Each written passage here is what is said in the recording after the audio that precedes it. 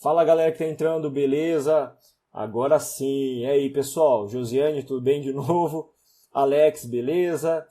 Júlia, tudo bem? Ju Cordeiro, beleza? Agora sim. E aí pessoal, beleza? Sejam bem-vindos aí, Gi, tudo bem? Seja bem-vindo à nossa live também. Lembrando aqui que a nossa live de hoje vai abordar as questões que envolvem redação. Dúvidas que você porventura tenha, que são importantes a gente solucionar aqui pontualmente, não ficar esperando a longo prazo, chegar à última hora para resolver tirar essas dúvidas. O ideal é você, paulatinamente, durante o decorrer do ano, resolver essas dúvidas mais emergenciais para que você possa ir muito bem, se preparar bem também para a prova, tá? Galera que está entrando aí, peço um favorzinho, uma gentileza, divulga nosso vídeo aí, a nossa live, nos grupos de WhatsApp que você tem, de escola, para convidar o pessoal para ajudar a gente, para participar também da nossa live. E, claro, ajuda. Assim você ajuda o seu amigo, ajuda a gente também a promover essa live, beleza? Olha só, temos a nossa primeira pergunta, eu vou verificar aqui, tá? Sem mais delongas, a nossa live já está com alguns minutinhos e eu vou começar a responder algumas questões aqui, beleza? Temos algumas perguntas. Vamos lá. A primeira pergunta que eu peguei aqui foi do Vini. Oi, Vini. Beleza? Então vamos para ela, né? Na verdade, as duas perguntas são suas. Vamos para essa primeira. Como fazer uma boa redação falando de forma estrutural? Vini, você tem que pensar no seguinte. Toda redação, dissertativamente, uma dissertação argumentativa, modelo Enem, ela é pautado basicamente em três estruturas, né? Três microestruturas que compõem a macroestrutura que é a dissertação. Falamos da introdução, depois do desenvolvimento e depois da conclusão, certo? Toda vez que eu falo de uma boa introdução, é aquela introdução que consegue convidar o aluno ou o leitor, corretor, para o seu texto e consegue delinear e definir muito bem os limites do tema a ser discutido. E aí quando eu falo de desenvolvimento, em torno de 2 parágrafos, 3 parágrafos estourando de desenvolvimento. Nesse desenvolvimento, nesses parágrafos todos, que são argumentativos, a sua responsabilidade é comprovar aquilo que você afirmou na tese lá na introdução. É deixar muito claro que a sua posição é válida, que seus argumentos eles são substanciais a ponto de provar alguma coisa a alguém, deixar sólido a sua visão de mundo. E na conclusão, que é o meu último parágrafo, você também tem que deixar claro uma coisa. No caso do Enem, você tem que propor uma intervenção, uma medida que possa minimizar um problema dado. Afinal de contas, toda proposta Enem trabalha justamente com o quê? Com um problema social, certo? E se esse problema é social, ele tem uma motivação, ele pode ser minimizado e, dessa forma, eu conduzo a minha redação na conclusão, na intervenção, com esse fechamento, com esse raciocínio de propor uma medida para reduzir o problema. Então, seria, a grosso modo, introdução, desenvolvimento e conclusão. 4 parágrafos tradicionalmente bastam para você desenvolver uma boa redação. Cabe aí você treinar essa estrutura. Claro que existem muitos outros aspectos a serem discutidos, como fazer uma boa introdução, como fazer um bom desenvolvimento. Mas, em geral, a redação é baseada nessa estrutura de introdução, desenvolvimento e conclusão. Beleza? Vou responder essa segunda pergunta. Joãozinho, pergunta muito pontual, muito boa, tá? Seguinte aqui. Quando a gente fala das bancas Enem, Fuvest e Unesp, cada uma delas tem uma especificidade, característica própria. Já vai começar pela questão do tema, né? Os temas são muito diferentes. Se você tiver um Enem, por exemplo, o tema é de propriedade social. Normalmente a abordagem que ele faz é uma abordagem social baseada numa ótica de uma leitura que é feita a partir da realidade brasileira e dessa forma eles elaboram um problema a ser minimizado, beleza? Quando tem a banca Enem, normalmente a banca VUNESP, ela trabalha com temas dicotômicos, ou seja, polarizados, em que você pode se posicionar a favor ou contra uma visão. Normalmente é isso que acontece, tá? Não estou falando de temas que normalmente saem dessa curva, que acabam saindo dessa realidade. Mas eles trabalham com temas dicotômicos, em que possibilita uma posição, uma escolha de posição. Se for contra, se você pegar, por exemplo, os temas que aconteceram na Unesp em 2018, eu tenho, por exemplo, 2 temas que nessa época a Unesp fazia provas no meio do ano e final do ano. Eu tenho um tema que foi: você é a favor ou não do voto ser obrigatório? Você é a favor ou não do porte, da legalização de armas? Então, são temas que permitem posição diferente, assumir uma posição e defendê-la durante o decorrer da dissertação. Agora, quando você falou em banca FUVEST, é uma banca mais subjetiva, cujos temas elas são um pouco mais difíceis de se desenvolver, porque normalmente os temas são abstratos, subjetivos, felicidade, limites da arte. Então são temas que acabam demandando uma discussão filosófica mais profunda. Então essa é a dificuldade que a gente tem. Mas, veja bem, se você estiver treinando por uma prova, Enem, você só treina para aquela. Se você estiver, de repente, pensando em fazer esses 3 vestibulares, sabe que cada um exige um comportamento diferente. Então, cuidado com isso. Lá na nossa plataforma, nós temos aulas específicas para cada caso. Então, fica a sugestão aí, né, cara? Se vocês quiserem acompanhar, nós temos à disposição cada curso falando, videoaulas falando especificamente de uma banca, de uma modalidade textual. Beleza, João? Espero que tenha respondido aí, tá? Vai lá, então. Oi, Bia. Então, depoimento da Bia aí. Muito obrigado, viu? Bia é a nossa cliente aí, né? E trabalhou com a nossa, aliás, escolheu a nossa empresa para compor as redações. E ela teve ótimos resultados. Então, muito obrigado pelo depoimento, Bia. Valeu? Ajuda bastante mesmo, né? Claro, melhora o rendimento da produção da redação de forma significativa. Porque é uma assistência que a gente acaba concedendo e essa assistência ela é pontual mesmo, né? Vou pegar aqui a Débora. Débora, você está aí? Está acompanhando a nossa live ainda? Se você tiver, dá um oizinho aí que eu vou responder a sua pergunta agora, tá? Vai lá, olha só. Em decorrer da redação, no decorrer, como não se perder no assunto, é isso que você quis dizer? Bom, tem uma estratégia. Para você não se perder no assunto durante o decorrer do desenvolvimento da dissertação, o que eu aconselho? Você não tem o tema de redação, a comanda de redação, que é aquela ordem normalmente em negrito, que ela é destacada dos textos motivadores? O que você tem que perceber? Você tem que perceber quais são as palavras-chave desse tema de redação. E garantir que essas palavras-chave apareçam no seu texto em todos os parágrafos. Então, vai fazer a introdução? As palavras-chave têm que aparecer lá. Vai fazer o primeiro parágrafo do desenvolvimento? Tem que aparecer lá. O segundo parágrafo do desenvolvimento? Tem que aparecer lá também. E a conclusão também. Ou seja, quando você consegue amarrar essas palavras-chave da produção de redação em cada um dos parágrafos, você meio que garante a amarração do texto, você garante o compromisso e o comprometimento de responder as questões que estão concernentes àquele tema. Isso é muito importante pensar, certo?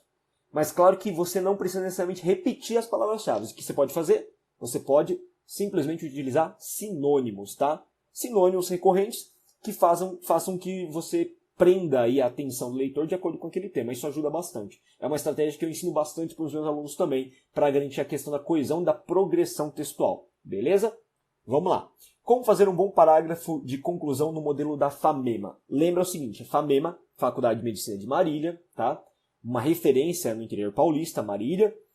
É uma redação, uma banca que está atribuída à elaboração da Unesp, da VUNESP, do vestibular Unesp.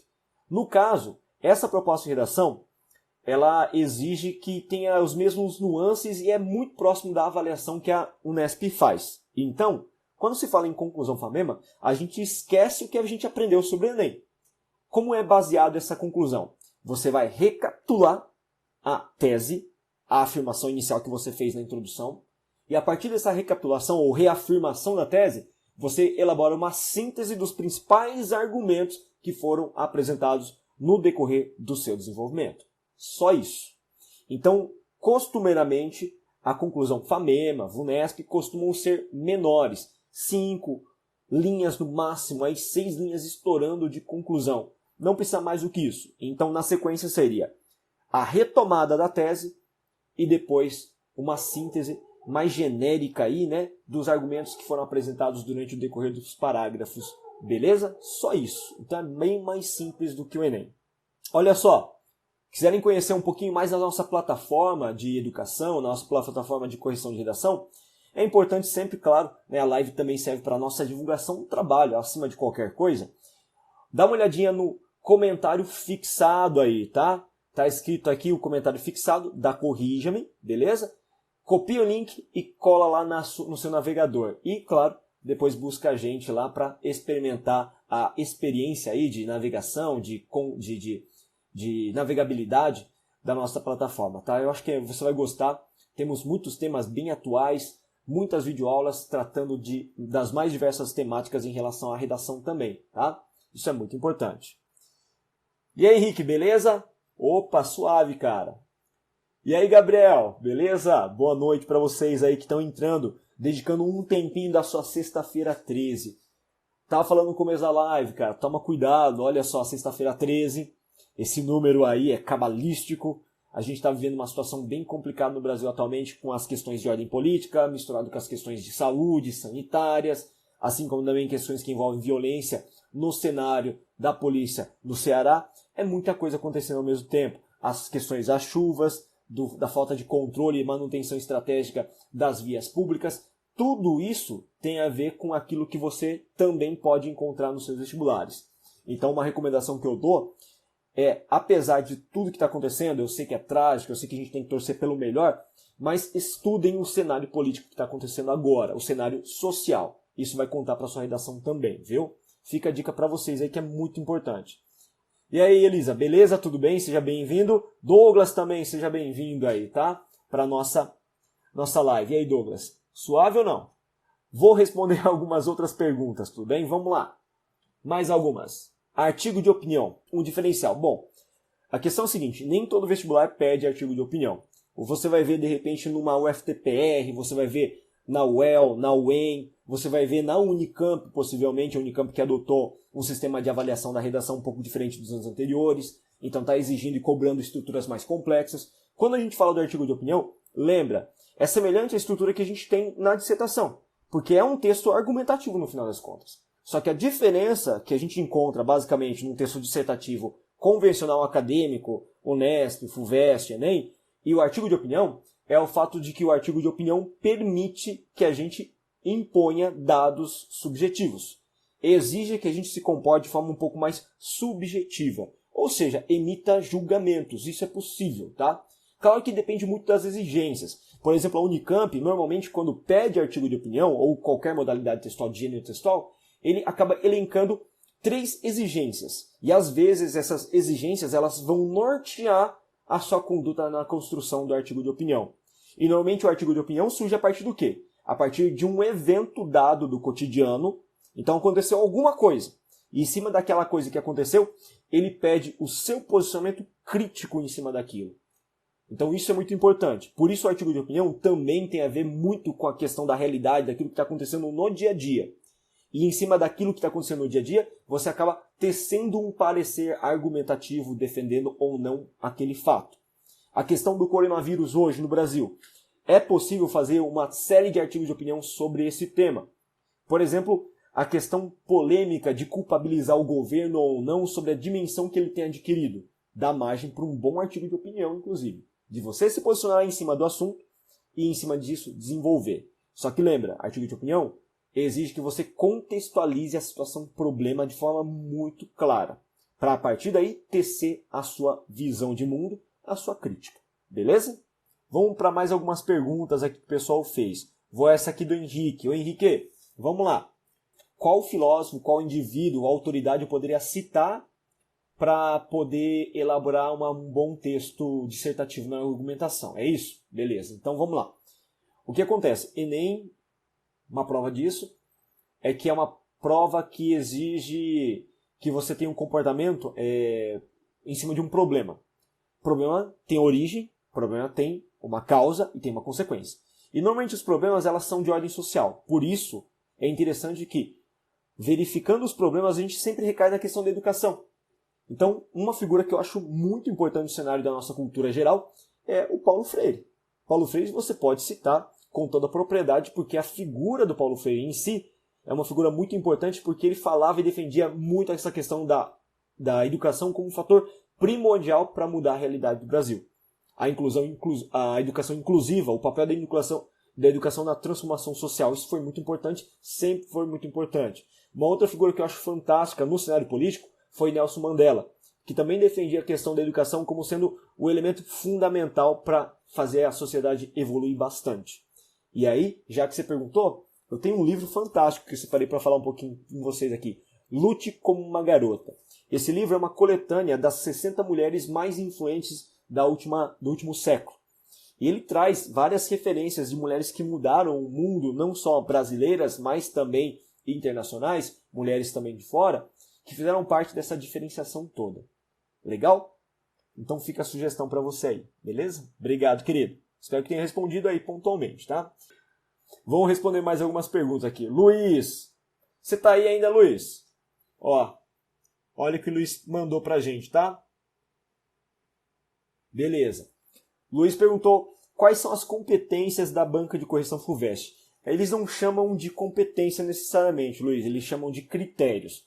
É o critério 1, 2 e 3. Ele é uma banca mais sintética em relação ao processo de avaliação, nesses quesitos todos. Basicamente, o critério número 1 acaba avaliando as questões que envolvem se você, porventura, conseguiu se adequar ao tema, você realmente conseguiu fazer uma redação de acordo com... Pera aí, gente. Calma, não estou doente, tá?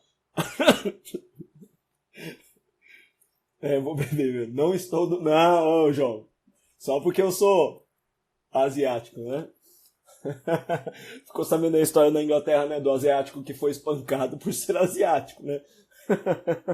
Só por conta disso. Foi xingado de coronavírus e o pessoal lá fez uma rodinha em cima dele e bateu nele uma semana atrás. Que absurdo. O cara nem tinha nem coronavírus. O cara morava na Inglaterra fazia 7 anos e foi espancado. Olha isso que absurdo. Desculpa, Luiz, mais uma vez, tá? Então, Luiz, ele perguntou sobre as competências da banca FUVEST. Falamos em critérios, são 3 critérios basicamente. O critério 1 diz respeito ao seguinte aspecto. Será que você foi capaz de adequar o tema? Será que você fez uma redação de acordo com aquele tema, as palavras-chave exigidas pela banca de redação? E se você fez uma redação de acordo com os limites estruturais do texto dissertativo argumentativo? Então, basicamente, é isso. Se você sabe fazer uma dissertação e se você é capaz de ficar preso ao tema. O segundo critério, ele trabalha com argumentação. Será que você foi capaz de consolidar argumentos necessários para provar o seu posicionamento? Para mostrar de fato que você tem conhecimento sobre o assunto e conseguir desenvolver e dar progressividade ao seu texto?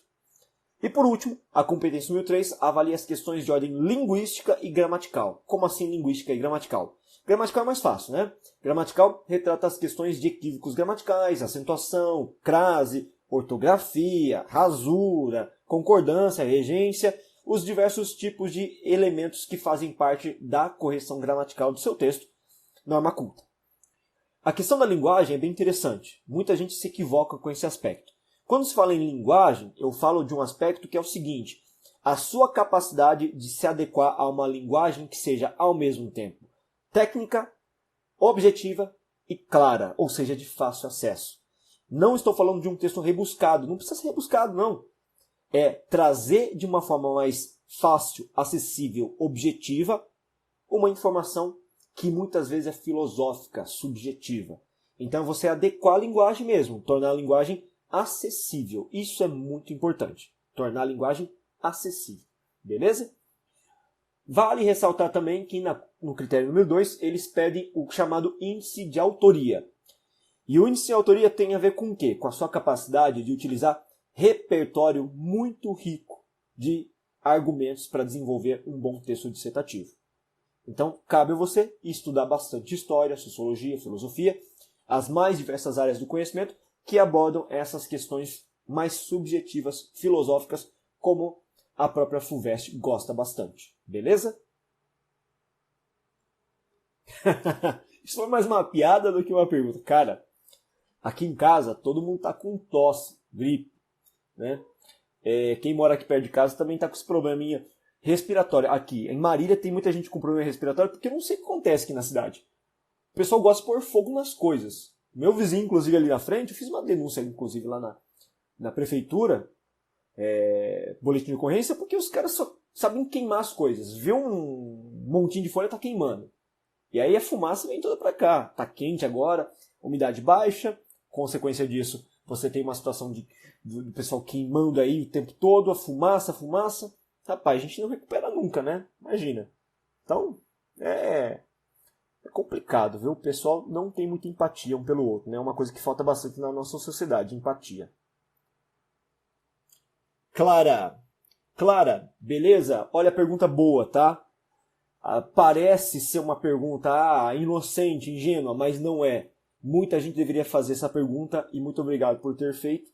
Muito obrigado por essa participação, tá?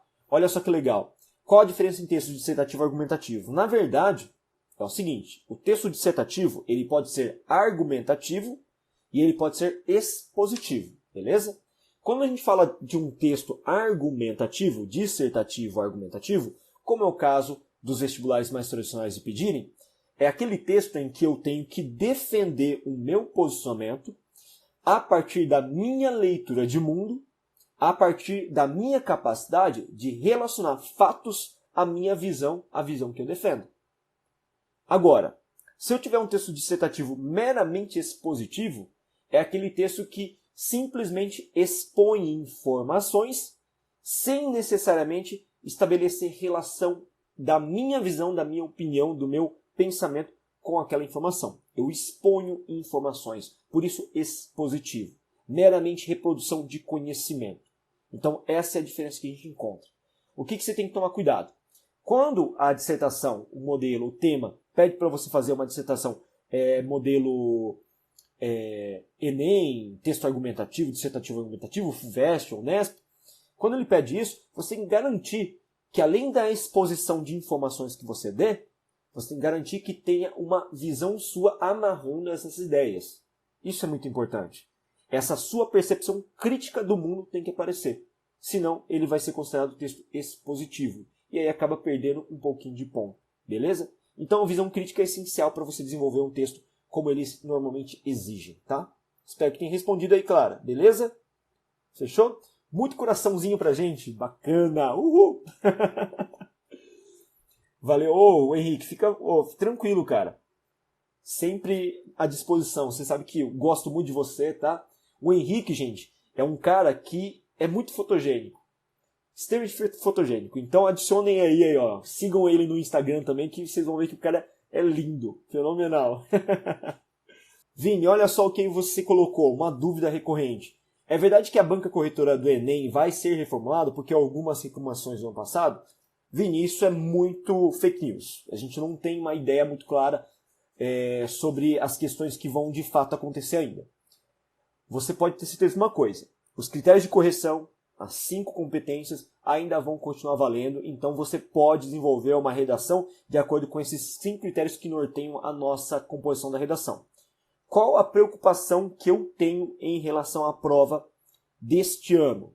Normalmente, uma prova Enem é uma prova muito crítica. Ela traz textos motivadores que levam o aluno a pensar sobre as questões de ordem política, social, dos problemas mais importantes que estão afetando a sociedade naquele intervalo de tempo. O que aconteceu no passado não foi necessariamente isso. Foi meio que um tema um tanto quanto eufêmico, ou seja, mais suave, mais sutil, não tanto agressivo. O que eu espero para esse ano é justamente um tema que acaba sendo da mesma temática, da mesma proporção que o ano passado. Vai ser um tema relativamente surpreendente, que vai sair um pouco da alçada das problemáticas mais emergenciais que o Brasil vive. Agora, em relação às competências, as 5, você pode ter certeza que isso não vai mudar. Vai avaliar de acordo com os 5 critérios ainda, beleza? Qualquer modificação, o Enem tem que avisar com muita antecedência. Então, se você, de repente, tiver uma situação de mudança mais crassa, mais divergente, isso vai sair para vocês, certo? Aliás, é um compromisso assumido pelo INEP, né? Tem que acontecer obrigatoriamente clareza de discurso. Eu sei que pode muitas vezes imaginar que às vezes isso não aconteça, né, por conta de uma situação política administrativa que está acontecendo hoje, mas é dever desse órgão, né, fazer esse tipo de controle de dados, beleza? Vou responder essa questão da Giovana. Giovana, você está aí ainda, Gi? Não te vi mais aí nos comentários? Manda um oizinho pra gente se tiver aí, tá? Hoje, como criar um bom título para sua dissertação? Bom, primeiramente você tem que ver o seguinte, eu acho, particularmente, você tem que avaliar isso. Será que a dissertação, a banca que você vai fazer, exige título? Se não exige, por que eu vou ficar me preocupando fazendo título? Tá? Não precisa. O Enem, por exemplo, é uma banca que tradicionalmente não exige título. Então, não faz. Afinal de contas, se você colocar um título e der aquele espaçamento de uma linha para que você possa pular o espaço de título em relação ao corpo do texto, você acaba perdendo muito tempo, muita linha. E para pensar um título, às vezes você não está inspirado, etc. Um título criativo. Agora, se a banca pedir título, eu sugiro que você coloque sempre o título por último, tá? Depois que você fez a redação bonitinho, fez a leitura total da redação, e aí venha você aquela preocupação, qual vai ser o título da minha redação? Ele tem que haver com a essência do seu texto, aliada justamente ao tema de redação. Então eu acho que você tem que medir essas duas coisas. Qual é o ponto central, a característica central do seu texto? E a partir disso, relacionar essa característica central do seu texto com o tema de redação. E pensar sempre que o texto tem que ser curto e objetivo, direto, tá? Nada de frases que ocupem o espaço quase inteiro da linha. Não. Seja curto. 3 palavrinhas, ali 4 palavras no máximo estourando. Beleza? Isso é importante. Valeu, Gi. Espero que tenha respondido aí e te ajudado, tá? E aí, Márcio? Como é que você tá? Tudo bem? Seja bem-vindo aí, querido, para experienciar a nossa live, tá? Importante para a gente ter uma ideia também de como trabalhar, certo? Isso é interessante. Vamos lá então para mais algumas dúvidas, vou responder mais algumas perguntas aqui, beleza? Vou consultar o meu card aqui para verificar essas perguntas. Só um instantinho. Rodou, essa eu vou responder com o maior prazer. A plataforma Corrige-me, ela conta primeiramente com uma quantidade de videoaulas voltadas para os vestibulares, voltadas para o aprimoramento da redação. E é interessante o seguinte, que as nossas videoaulas elas são constituídas de níveis de produção, de níveis de habilidade, melhor dizendo. Então, de acordo com o seu nível, você vai assistir um grupo específico de aula e vai progressivamente avançando no decorrer desse desenvolvimento. Além do que, a gente conta com corretores específicos de cada banca, corretores esses que têm conhecimento de cada banca e que podem dar um respaldo específico e um feedback específico para cada problema que você encontra na redação. Além, claro, da gente possuir também métricas que podem medir o seu desenvolvimento. Então, você quer medir qual é o seu desenvolvimento, como está sendo o seu aproveitamento de acordo com a utilização da nossa plataforma. Nós temos tudo isso que permite um processo de desempenho acelerado no processo de aprendizado. Isso eu acho que é muito importante para a gente. E outra coisa, né? Você pode estudar na sua casa, pô. Né? Estudar na sua casa, cara, fantástico hoje, né? Ainda mais com a situação que a gente vai vivenciar daqui a pouco. Com certeza a gente vai ter que ficar um pouco mais em casa isolado e por que não aproveitar e estudar juntamente com a Corrija-me, beleza? Valeu, galera. Valeu, garoto. Galera, mais uma dúvida aqui, tá? Elisa perguntou o seguinte para mim aqui, ó, tá? Qual a diferença de sentido conotativo para o sentido denotativo? Conotativo, aliás, vamos começar pelo denotativo. Denotativo quando tem um sentido real, dicionarizado. Aquele sentido mais objetivo, de uma linguagem mais referencial, em que a palavra quer dizer aquilo mesmo. Não quer ser utilizada de forma poética, tá? Agora, conotativo não. É o sentido figurado, o sentido pelo qual a gente usa as palavras, manipula as palavras para derivar outros sentidos mais poéticos, mais metafóricos. Eu posso dar o exemplo da flor, né? Flor, do ponto de vista denotativo, é apenas uma parte de uma planta.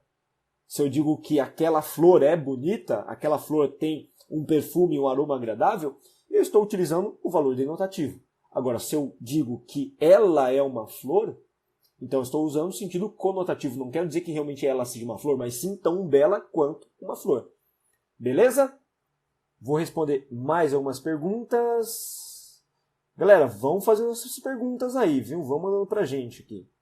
Clara, gostei dessa pergunta. Genérica, difícil de responder porque tem muita coisa. Mas eu gostei dessa pergunta. O que eu não posso fazer de forma alguma na redação? Tem muitas coisas, tá? Pelas minhas experiências como professor, como corretor de redação, eu diria que, por exemplo, uma das coisas extremamente não permitidas que eu não posso fazer é você confundir os gêneros textuais. Se pedir uma dissertação, você tem que elaborar uma dissertação. Existem casos notórios no próprio Enem em que o indivíduo, ao invés de escrever uma dissertação, foi lá escrever uma história, uma narração. Isso jamais. Respeitar o gênero. Segundo ponto. Não posso usar jamais a primeira pessoa do discurso. Eu. Isso jamais. Tá? Isso não caracteriza uma dissertação. Terceiro. Desenvolver ou acima da linha permitida, a quantidade de linhas permitida, fora das margens, ou abaixo das linhas permitidas, indicadas. Isso também não. Quarto, letra. Cuidado com a letra. A letra é a apresentação do seu texto. Ah, professor, mas não é importante o cara entender o meu texto, o conteúdo do meu texto? Mas para ele entender bem, ele tem que se sentir bem com o seu texto. E para ele se sentir bem, familiarizado, ter uma afeição para o seu texto, você tem que ter uma organização muito boa.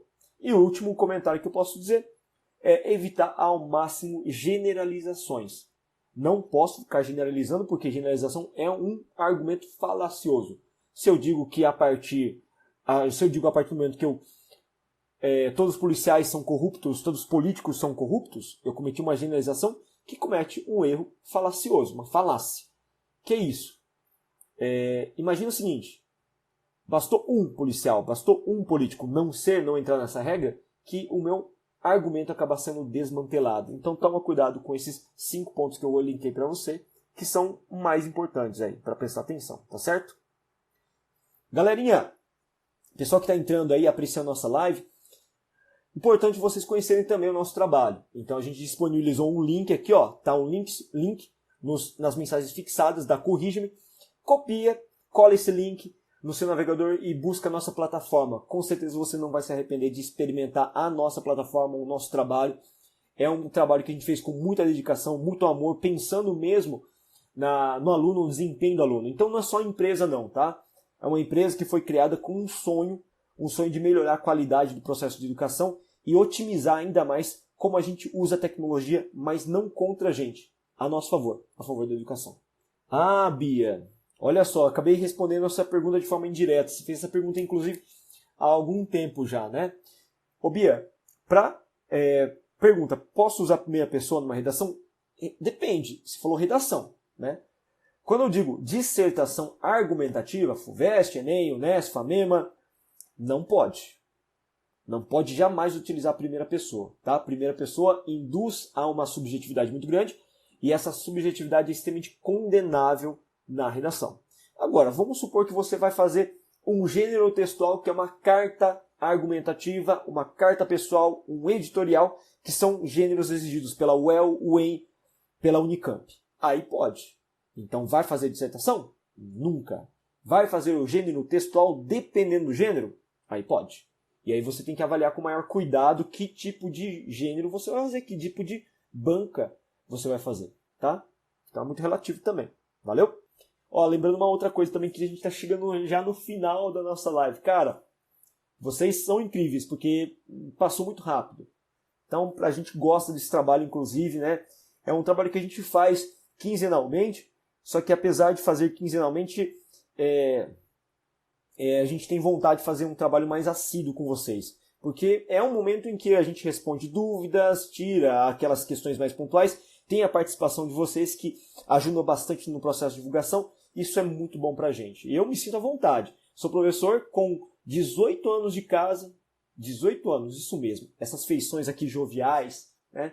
Esses traços quase adolescentes, juvenis, na verdade escondem uma pessoa que tem uma certa idade já, uma certa experiência em sala de aula, beirando já os 40, e durante todas essas experiências de sala de aula, claro que fui muito feliz, mas a live é fantástica, é um tipo de instrumento que eu uso aqui, estou usando rotineiramente, como uma forma de ajudar o meu aluno. E a Corrige-me está fazendo isso também. E a ideia é ajudar vocês cada vez mais para que vocês possam poder se desenvolver, um espaço bem bacana para tirar dúvida também, tá? Então, quer conhecer um pouquinho mais da nossa empresa, galera? Quer conhecer um pouquinho mais?